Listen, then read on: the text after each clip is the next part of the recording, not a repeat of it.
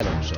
Estamos ya en la recta final de nuestro programa La Glorieta y vamos a hablar de los registros de la propiedad, los mercantiles y de bienes muebles de nuestra Comunidad Valenciana, porque han alertado de algo más de 1.100 posibles casos de blanqueo de capitales durante este primer semestre del año. Y las cifras de 2019 ponen de manifiesto que somos la segunda o tercera región del país donde nuestros registradores informaron de más alertas al Centro Registral Antiblanqueo.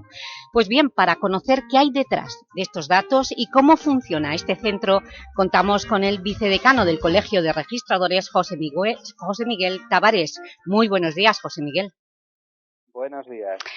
Antes que nada, los registradores, ¿ustedes qué papel están jugando para combatir el fraude en este país?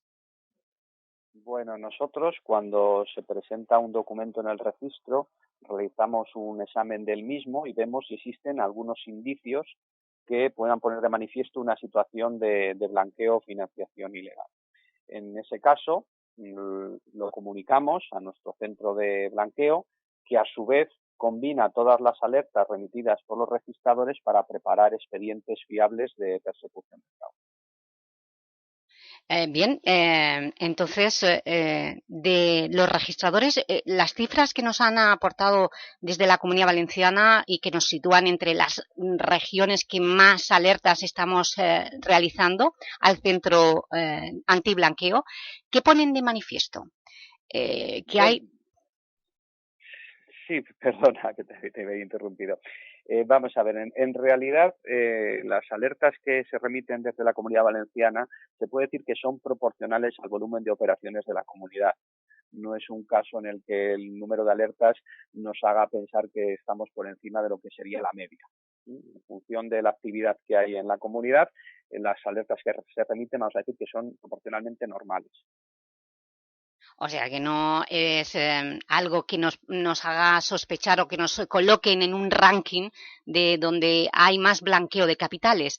Pero lo que sí que estamos viendo en la Comunidad Valenciana es que se duplican más las alertas de los registros mercantiles que los de la propiedad. ¿Por qué? Bueno, esto obedece a las propias características del blanqueo en estos momentos. Lo que se utiliza es figuras interpuestas y construcciones mercantiles cada vez más complejas para intentar ocultar estas operaciones, y eso provoca que haya más alertas en el ámbito mercantil que en el ámbito de los registros de la propiedad. Y concretamente, esas operaciones se hacen cada vez más complejas, pero ¿cuál es el método, el defraudador, el que quiere blanquear dinero? ¿Ustedes qué comprueban ustedes? ¿Cuál es el modus operandi? Bueno, ¿Existe? para ¿Hay algún empezar, patrón? sí, vamos a ver, hay una serie de operaciones que están calificadas como sospechosas por sí mismas. Por ejemplo, operaciones en las cuales no existe una correspondencia entre el valor del bien y el precio. Operaciones en las cuales hay un aplazamiento a un largo plazo y, sin embargo, se produce un pago en efectivo de manera inmediata. Operaciones en las que intervienen a lo mejor fundaciones u organizaciones sin ánimo de lucro, pero sin embargo realizan actividades mercantiles. Hay una serie de elementos que nos ponen en alerta. Y luego lo que hay que hacer es examinar exactamente esa operación para valorar si estaría justificado o no, porque es posible que una venta por un precio inferior al del valor esté justificado pues, por las características de la operación, porque se trata de una compraventa en la cual ha habido una situación de crisis del vendedor obligado a vender. En fin, luego hay que examinar a ver si esos indicios se corresponden o no con una situación de blanqueo.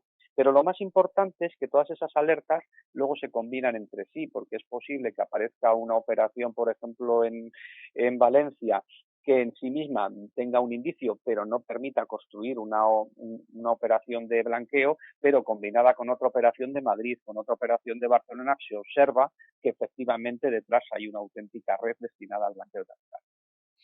Pues precisamente para combatir esas redes me extraña que este centro nacional que tienen ustedes de antiblanqueo, ese centro registral, tenga tan pocos años de vida. ¿Qué ha Bueno, pasado? no, vamos a ver, esto hay que explicarlo muy bien porque la evolución no ha sido exactamente así. Lo que sucede a partir del año 2000 es que se observa que por parte de los registros surgen muchas alertas y el SEPLAC, que es que es el organismo que propiamente se encarga a nivel oficial de realizar estas actividades de investigación del blanqueo de capitales, se ve, digamos, relativamente colapsado, porque son demasiadas alertas y es imposible prestar ese servicio. ¿Qué ocurre?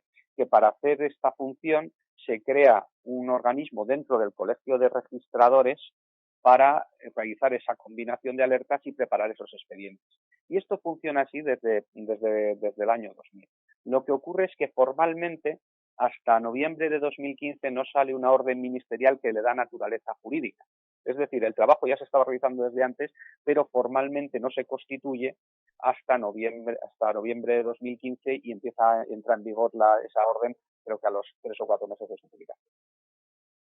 Vale, esto ya me casa más. Esto significa también que este centro registral, si lleva funcionando tantos años, también tiene que estar coordinado a nivel europeo para que el fraude, porque evidentemente detrás de todas las alertas de blanqueo de capitales también hay muchas vinculaciones, supongo que de paraísos fiscales, es lo que hemos estado viendo, ¿no? Claro, pero no a través del Centro de Registro Antiblanqueo. Lo que hace es tomar las alertas que surgen de los distintos registros. Pero luego el SEPLAC sí que está coordinado con los organismos equivalentes de otros países para remitirse información, igual que la policía, Guardia Civil. Es decir, ahí ya existe una colaboración entre los distintos países porque muchas de estas redes son internacionales. Vale. Simplemente ustedes ordenan dentro de ese centro registral antiblanqueo, ordenan, tamizan los expedientes, hacen la labor más fácil. Digamos que sí, hacemos una labor de colaboración, de tal modo que le filtramos previamente esa información para que luego el SEPLAC no tenga que gastar recursos innecesariamente. Nosotros intentamos remitir ya expedientes bastante elaborados que les faciliten luego el trabajo, porque al final los que tienen que perseguir a los malos, por decirlo de alguna forma, ya son las fuerzas y cuerpos de seguridad del Estado. Nosotros hacemos una labor previa. ¿Y puede ser incompatible la labor que ustedes realizan o tienen problemas con ahora se ha puesto de moda, bueno, no es que se haya puesto de moda, tenemos una ley que protege los derechos de los ciudadanos, tenemos en estos momentos, una filosofía de los datos, de procesar los datos, ustedes los registradores tienen su obligación de ser más transparentes, es una institución pública, la información, pero ¿cómo la compatibilizan con la protección de los derechos del ciudadano, de los datos del ciudadano? Claro, aquí hay que diferenciar totalmente las consultas de información que puedan realizar terceras personas, es decir, ciudadanos o empresas, donde el registrador tiene que calificar siempre si existe interés legítimo en conocer esos datos. Y si existe ese interés, suministra la información y en caso contrario la deniega y cabría la posibilidad de plantear un recurso hasta judicial. En el caso de que se pretendieran conocer datos que el registrador no entrega.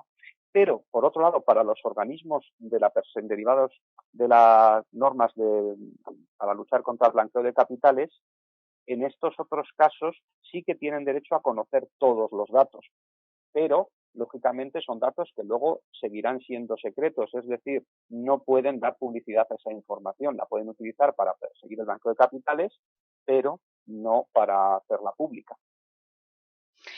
Bien, ustedes también, ya que tenemos la oportunidad de hablar con usted, con el vicedecano del Colegio Nacional de Registradores, me gustaría también abordar otro asunto rápidamente, y es el tema de la pandemia. ¿Cómo está afectando? Tenemos las cifras que nos aportan, cómo ha caído la compraventa, cómo ha descendido también el concurso de acreedores. ¿Cómo está afectando o cuáles son los datos que ustedes tienen desde el Colegio de Registradores de esta pandemia? Porque al fin y al cabo son datos que nos indican la salud económica del país. Sí, lo que hemos visto hasta ahora, se puede resumir de la siguiente manera. Ha habido una gran caída de actividad evidente durante el estado de alarma en el segundo trimestre y a partir del mes de junio se produce una recuperación.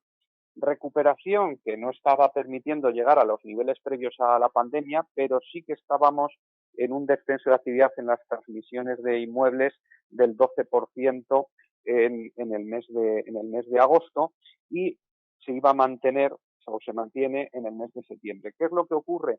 Que ahora que estamos otra vez con el problema de esta segunda ola, surge la incertidumbre de qué es lo que va a pasar en los próximos meses. Es decir, habíamos hecho en el ámbito del sector inmobiliario una recuperación casi para llegar a los límites, a la situación previa, y ahora estamos otra vez en una situación de incertidumbre porque no sabemos qué es lo que va a pasar durante los próximos meses. Hemos hecho una recuperación casi en nube, pero ahora nuevamente surge la duda de qué es lo que va a pasar en noviembre y en diciembre. Si hemos visto esta evolución en el mercado inmobiliario, en las alertas por el blanqueo de capitales, ¿también hay oscilaciones o el fraude sigue en línea recta, sigue ascendiendo, sigue descendiendo?